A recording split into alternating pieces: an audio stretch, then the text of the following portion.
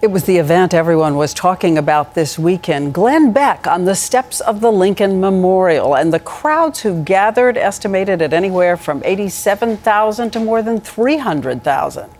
And for those who expected Beck's patented focus on liberals and the deficit, a confounding surprise, a kind of call for a religious awakening. What was this about? Some thoughts from John Donvan.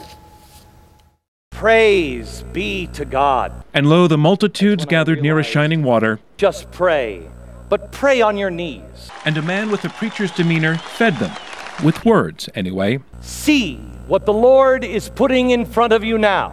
And if Glenn Beck did not serve the usual supper of stimulus plan stabbing and Obama's a socialist singing that many of his followers perhaps had come to see, it is time to start the heart of this nation again and put it where it belongs, our heart with God. This gentle, nonpartisan sway to the day, Beck told the crowd, was not what he had originally planned. I thought it was supposed to be political. But then he says he spoke to God, and that's how this happened. This day has nothing to do with politics. It has everything to do with God.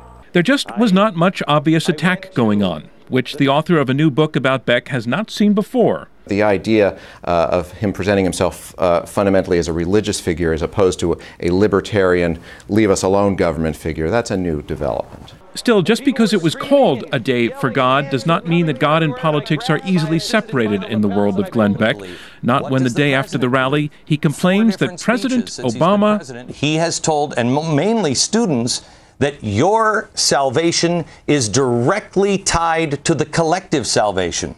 That's not something that most Christians recognize. The president, when asked about the rally... So I think that Mr. Beck and the rest of those folks were exercising their rights under our Constitution exactly as they should. And does any event that wedges in an appearance by Sarah Palin, who left only 15 minutes after speaking, really get to be called nonpartisan? Tonight, Beck was back on the air, where he told viewers, everyone has a purpose. Find what yours is. Preacher words, perhaps. Political, perhaps that too. John Donvan, ABC News, Washington.